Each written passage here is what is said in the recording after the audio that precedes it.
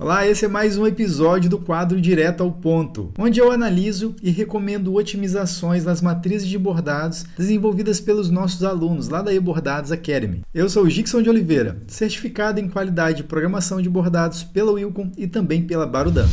Hello, boa noite, bem-vindos de volta. Vamos então começar as atividades aqui no Direto ao Ponto, onde eu vou analisar as matrizes que vocês desenvolveram. Eu vou aqui começar pelo Jandir. Na sequência, a gente chama a Isabela de novo. Ei, Jandir, tudo bem? Boa noite. Boa noite, tudo bem? Joia. Tudo tranquilo. Aí, Jandir, só me fala se você está enxergando a foto. Isso, ok. Uhum. Que você me mandou. Então, essa aqui é a imagem, né? Exato. É uma raposinha, legal. Que tecido é Chega... esse? Oi? Esse tecido que você bordou é o quê? Oxford? Oxford. Legal. Que máquina que é? Eu tenho uma Ricoma. Ricoma. Qual modelo? É uma 1501. 1501. É aquela Uhum. de 15 agulhas, né? Isso, 1501. Bacana.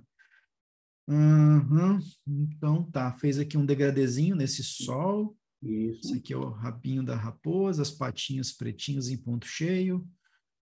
Ficou legal, cara. Gostei do desenho, ficou bem. Ficou bacana, né? É, Alguns erros que eu notei, mas tudo bem, ficou bacana. uhum. Olhando assim, não tem, né? Assim, o cliente final ele não percebe erro nesse desenho, não. Mas a gente gosta de analisar para saber que quem vai bordar vai ter felicidade de bordar também, né? Não é só É que sobre o cliente a final. gente começa a ficar muito crítico, né? Que o Uhum. rabo ficou muito transparente, né? Dá para enxergar o sol e a parte da água Aqui, né? embaixo. Exato. E a parte É, embaixo também. sim. Aqui, ó, dado o espaçamento e também por causa do ângulo do ponto, né? Que o ângulo do Aham. ponto do branco, do preenchimento branco, que é em ponto cheio, ele está batendo exatamente na mesmíssima direção, no mesmo ângulo que essa ondinha azul. Isso. Então, mesmo que Uhum. você aumentar a densidade aqui, tende a mostrar um por dentro do outro, Ah, porque a entendi. costura está exatamente na mesma posição, né? Uhum. Então, mesmo que você aumente a densidade, pode acontecer da linha azul subir um pouquinho aqui para dentro do branco, né? Mudando o ângulo, ele dá uma fechadinha. Se você angular um pouco mais aqui, torcer um pouco mais aqui, ó, onde eu estou passando com o mouse, Isso. Aham. se você fizer nesse sentido, já vai esconder um pouco mais, vai Ah, travar mais perfeito. o. né? Uhum. Aqui é mais por conta da densidade mesmo, porque o ângulo está em sentido diferente e mesmo assim está mostrando, mas é por causa do Isso. espaçamento que está alto. Se você colocar a mesma densidade possivelmente aqui das patinhas, talvez resolva isso também. Ah, ok. E aqui o avesso. No avesso, tá me dando a sensação que a linha da bobina é como se a linha da bobina tivesse apertada demais, Ah, né? Ou a uhum. linha superior muito frouxa. Eu digo isso por conta disso aqui, ó. O ideal que a gente chama é um terço, É né? um terço, né? É um Uhum. terço.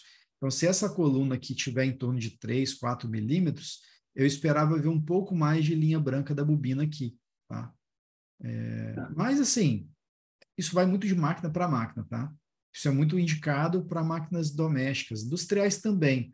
Mas eu já vi máquina industrial bordando muito bem, inclusive, com essa propriedade de ponto aqui, com essa regulagem aqui. E quando você colocava um terço, dava ruim o bordado. Então, Eu, assim, eu, é eu- um detalhe, né? Assim, é uma coisa que é pouco comum da gente ver máquinas de bordar industriais que parece que a linha da bobina está apertada e, na verdade, o ponto está legal. uhum. Mas, ó, se você observar aqui embaixo, tá vendo? Esse movimento das ondas, ó, ele causou uma torção aqui, repuxou um pouco, a entretela ficou meio retorcida. E assim, sendo bem sincero, tem pouco ponto nessa onda para para causar esse transtorno todo aqui nessa entretela. O que Tá. dá um reforço ao que eu falei, que possivelmente existe uma falta de regulagem mais adequada para o ponto, levando em consideração que a gente está vendo pouca entretela. Porque assim, perdão, pouca linha de bobina. Porque Sim. quando a gente tem uma linha de bobina mal regulada ou linha superior, a máquina força demais o ponto. E aí, quando ela força demais o ponto, ela repuxa o tecido. Então, nessa pequena ondinha que tem essa curvatura, ele já exerceu muita força e acabou repuxando demais, aí ficou esse monte de ondinhas. É claro, isso também é dado se você não tamburar certinho, que eu acredito que não é o caso, né? Tá vendo? Deu Aham. um movimento aqui em cima, ó, repuxou aqui em cima, aqui embaixo também. Uhum. Isso normalmente não é tanto por conta de tamburar errado, é mais por conta de regulagem de tensão de fio, né? Você consegue Entendi. perceber, aqui não dá para ver muita clareza, né? Aqui ele acaba se confundindo, né? O ponto branco da É que aqui tem um degradê alta também.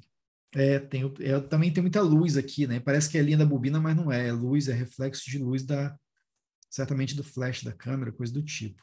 Mas Uhum. beleza, vamos aqui abrir aqui compartilhar agora a matriz, porque aí se tiver alguma alteração, né, que faça sentido, a gente vai considerar olhando a programação em si.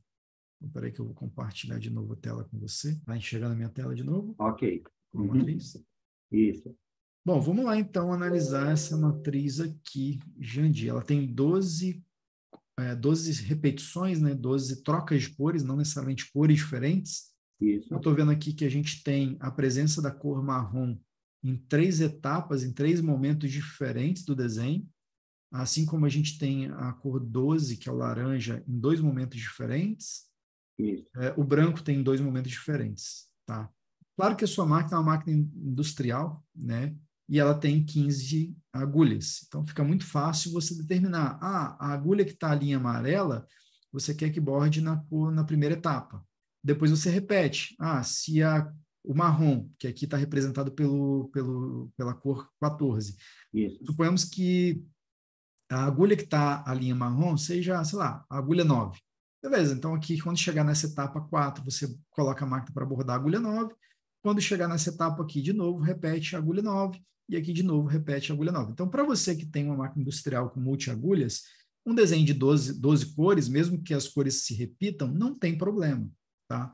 Mas fica com isso em mente que é sempre bom, caso você venha desenvolver seus desenhos para fornecer para outras pessoas, seja comercializando ou qualquer outra coisa parecida, e vai fazer com que a pessoa que vai receber seu arquivo, né, vá, por sua vez, bordar sua matriz em uma máquina principalmente doméstica, né, ela vai ter que trocar na mão cada uma dessas cores. Então, Certo. bordou laranja, terminou de bordar laranja, vai bordar marrom? Obviamente, ela vai ter que trocar a linha na mão, porque não tem jeito. Agora, vai bordar o marrom 3 vezes separado. Então, sempre procurar, não estou dizendo que eu não estou analisando o desenho ainda para dizer se dá ou não dá, mas sempre é Sim. importante ter essa Otimizar. percepção na hora de programar, para que é possível fazer tudo que é marrom de uma vez só, sem perder, sem fazer com que o desenho não fique estranho, a posição dos objetos de maneira irregular. Então, sempre que possível, faça. Assim como o laranja, tá? Ok. Então, Otimizar, né? aqui Otimizar a troca. otimizar a troca, né? No seu caso, você não vai perceber, assim, acaba percebendo também, porque querendo ou não, mesmo máquina industrial, ela tem um tempo de troca, né, de agulha. Sim. Então, a Uhum. máquina ela sai da agulha 1 até a agulha 15, é um movimento horizontal ali, né? Então, a máquina vai Exatamente. trocar a agulha, trocar a posição de bordado, a agulha para bordar, ela vai levar alguns segundos. Esse alguns segundos é tempo, né, desperdiçado. Então, num cenário hipotético, você vai abordar uma peça, 2 peças, isso de fato não vai fazer diferença. Agora, um desenho para ser comercializado, ainda que máquina industrial, mas múltiplas, centenas, milhares de peças, esses 15, 20, 40 segundos que a máquina leva para trocar de uma cor para outra, já é uma eternidade, né, no volume, né? Mas beleza, vamos analisar aqui. Eu gosto de usar o recurso aqui do Wilcon, que é o Shift R, né, que é o redesenhar devagar, para a gente conhecer como você fez a estrutura da programação desse desenho. E aí, na sequência, a gente vai ver o que você criou e recomendar possíveis ajustes para a gente tentar melhorar. Certo. Vamos lá, então. Deixa eu acelerar um pouquinho mais aqui. Aqui você fez um tatame com suporte tatame e agora está fazendo o preenchimento dele. Depois vem o vermelho, que é feito por cima, com um degradêzinho, ficou legal. Isso. Inclusive, a gente viu lá na foto do bordado que Uhum. ficou legal essa textura, né? Exato. Agora vem o preenchimento do laranjinha, do Fox, né? Que é a raposinha. Isso. Marrom por cima, o preenchimento do rabinho, das orelhas, a carinha dela, marrom por cima, depois os pretinhos. Legal. Na programação, de fato, a gente não tem, assim, muito que alterar porque ela foi bem construída. Você colocou o ponto suporte correto, né? Aqui nesse objeto primeiro aqui, que é esse objeto aqui, apesar de ter uma Exato. densidade né? Não é alta, né? Porque 0,50 é uma densidade tranquila, a máquina deve ter bordado super bem esse desenho, né? Mas é um desenho, é um objeto que recebe uma carga de pontos aí bem considerável, dado o tamanho do desenho de um modo geral, né? Então, Uhum. só esse objeto está com 6.000 pontos. Exato. Então, sua máquina borda 1.000 pontos por minuto, 1.200. 1.200, mas você usa nessa velocidade toda, não? Não, eu uso 850, 900 no 850. máximo. Pois é. Então, ela vai levar aí aproximadamente 8, 9 minutos para abordar um só objeto. Então, Exato. assim, né? Então, só para constar que você colocou o ponto de suporte certinho, então, não, por esse motivo, não deu problema lá na amostra que a gente viu. Uhum. Com relação ao que você falou ali do rabinho, deixa eu ver a densidade que está. A densidade nem tá alta comparado à densidade do tatame, ela está até um pouco mais fechadinha. Só que o Sim. tatame ele é um ponto baixinho, né? O ponto cheio, ele tende, quando você trabalha com divisão automática também, ele tende a ficar um pouco mais espaçado, principalmente quando está fazendo esse movimento de curva. Então, você Sim. pode trabalhar com espaçamento um pouco menor, igual você mesmo já sugeriu ali, né? Trabalhar Aham. com 0,40 para travar um pouco mais, né, o tecido, para dar um pouco mais de densidade por ponto, já que você não quer que fique mostrando por entre os pontos aqui, né, essa parte aqui do solzinho amarelo e também essa parte das ondinhas aqui embaixo em azul. Isso. Só de aumentar um pouco a densidade aqui do ponto, colocando o valor menor no espaçamento. E fazer aquela questão que eu falei aqui, que é o Ctrl H, né, para você Uhum. fazer o movimento de angulação aqui do ponto, possivelmente ele já vai corrigir um pouco mais na hora que passar por esse. Que não vai ter jeito, vai ter um objeto ou outro que vai acabar passando no mesmo sentido. Só que eu vou exibir só esses dois aqui, só para a gente enxergar exatamente o que eu ainda havia falado ainda há pouco. Eu vou tirar também o ponto de suporte desse cara por enquanto, só para a gente conseguir interpretar o que aconteceu daquela outra vez. Ó, ele ainda vai pegar alguns pontinhos, tá vendo? Igual, por exemplo, esse azul, Certo. porque o azul Aham. ele faz arredondado, aqui ele está em diagonal, só que aqui ele já está reto. Ou seja, ele já está no mesmo ângulo desse aqui, mesmo que eu tenha feito essa torçãozinha. Então ele vai pegar, só que em menos quantidade. Antes ele estava assim, né? Ó, ele tá Isso. Aham. diagonal. Então ele pega a maior parte dos pontos ali. Mas eu acho que isso aqui não vai ser tão relevante a ponto de você precisar recortar. Se você precisar recortar essa onda, ela não vai ficar tão bonita quanto está aqui. Então, eu deixaria sobreposto mesmo, usando um pouco mais de densidade, igual a gente já viu aqui, 0,40. Se não for o suficiente, um pouco menos, 0,38, não mais do que isso, só para a gente ter um pouco mais de ponto ali, para não mostrar por entre os pontos do ponto cheio branco o azulzinho, como você não quer. Isso. Aí, os bracinhos dela e perninha, beleza, como a gente viu na amostra lá, bordou super bem também, não Uhum. tem nada de problema, não. A única questão aqui que é questão de programação mesmo, tem que tomar um pouco de cuidado. Você consegue, eu vou mudar a cor do fundo aqui, ó. Vou colocar preto, não, vou colocar mais claro um pouco. Vou colocar aqui um cinza bem escuro. Você consegue observar que tem uma área aqui, ó, um buraco, literalmente, entre esses dois Isso. objetos? Aham. Pois é, isso aqui numa situação, dependendo do equipamento que for bordar, ou dependendo do material, né, você vai acabar percebendo esse furo aqui, esse buraco, essa lacuna entre as duas estruturas de pontos, porque os objetos eles não se encontraram. Então, Não se aqui o encontraram, certo, né?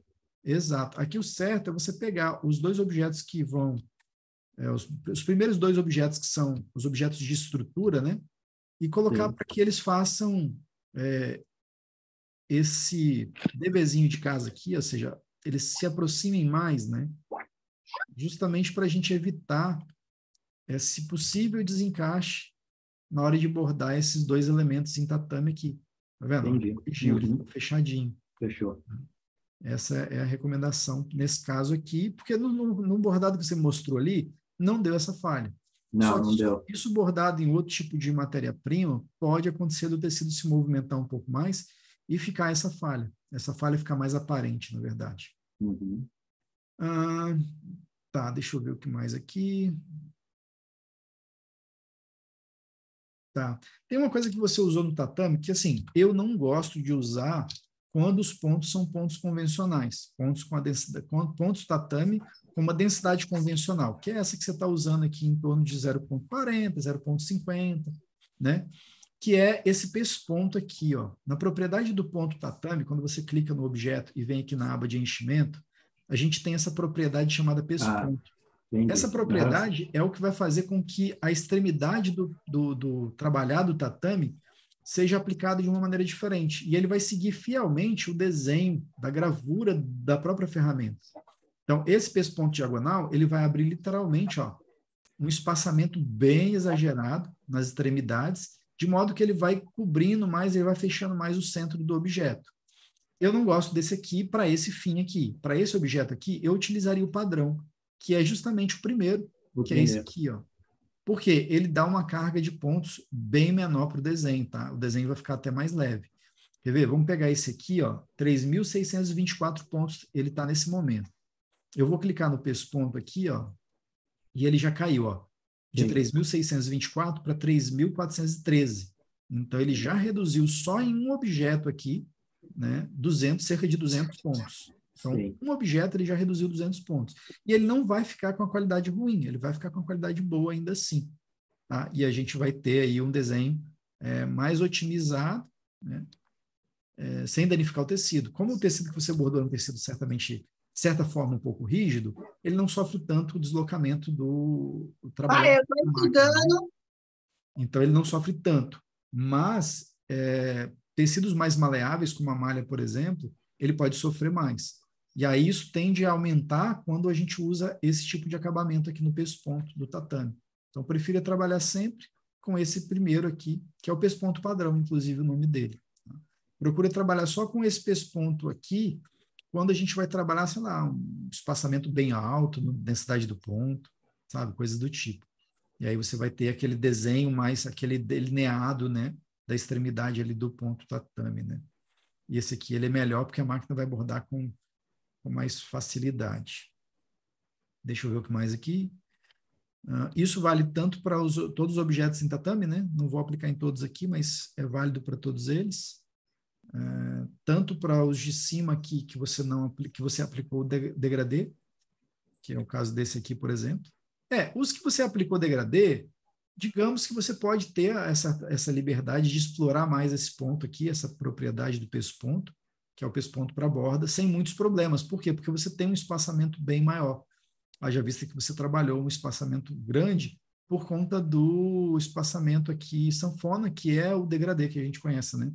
Então, como você trabalhou a ferramenta degradê, você tem essa liberdade de trabalhar com esse pesponto aqui. Ele dá um acabamento mais bonitinho quando o espaçamento é alto. Quando o espaçamento é baixo, aí a gente não utiliza. Mas você também pode testar com esse cara aqui. Só que ele não vai ser aplicado porque você trabalhou degradê. Aqui, você não trabalha, você trabalhou trapunto, né? Trabalhou trapunto nesse ponto. Pode ser, nesse caso aqui eu não vejo problema não. Como ele tem mais espaçamento, não tem problema, ele fica bonitinho também. É só mais no ponto com a densidade comum, que aí já é mais complicado trabalhar com esse pesponto, né? Com essa propriedade pesponto ali no avesso. Na parte do ponto suporte. Bom, basicamente é isso. Cadê? Deixa eu abrir seu microfone aqui. Já falei, Gabriel. Pronto, cadê você, Jandir? Oi. Pegou ali o raciocínio? Peguei. Não, ficou bem legal ali. Legal. Então, assim, o desenho tá legal, não tem muito o que inventar moda, não. O desenho tá bacana ali, só esses ajustezinhos mesmo para ganhar mais a produtividade que a gente viu ali, né? Isso. A qualidade vai mudar, não vai mudar mais. E na parte do pesponto, lá eu sempre tenho dúvida entre o primeiro e o segundo, né? O terceiro normalmente não é muito usado, mas eu sempre em dúvida entre o primeiro e o segundo. Aí eu usei o do meio, né? Mas assim... Assim, para pontos com uma densidade convencional, 0,40, 0,50, prefiro usar o primeiro. Porque a carga de pontos é menor, o efeito, o resultado final do tatame é o mesmo. Visualmente falando, o resultado final vai ser o mesmo. Só que ele vai, sei lá, enxugar 10, 15% da quantidade de pontos que a máquina vai executar. E assim, isso vai refletir em materiais mais maleáveis. Quando você for bordar esse desenho, da forma com que ele está e da forma com que eu sugeri em malha, aí você vai perceber diferença. Inclusive, você vai perceber até que essa torção que você teve na entretela ali, ela vai ser menor. Mesmo que você não faça alteração em linha de bobina, nada, ela vai ser menor. Só por você fazer esse pequeno ajuste. Perfeito, então. Beleza, gente? Muito obrigado, Chico. Nada, valeu. As recomendações que eu dei nesse vídeo aqui foram baseadas no software Wilcon Embroidery Studio, que na minha opinião é o melhor software de programação de bordados do mundo. E para você assistir mais vídeos como esse aqui e ficar por dentro das melhores práticas sobre bordado computadorizado, basta então você se inscrever aqui no nosso canal do YouTube e também seguir a gente lá no Facebook e no Instagram. Aqui no YouTube é importante também você ativar o sininho para receber as notificações toda vez que a gente publicar um vídeo novo. E se você gostou desse vídeo, já aproveita para deixar o seu like e a gente se vê então no próximo vídeo. Até logo!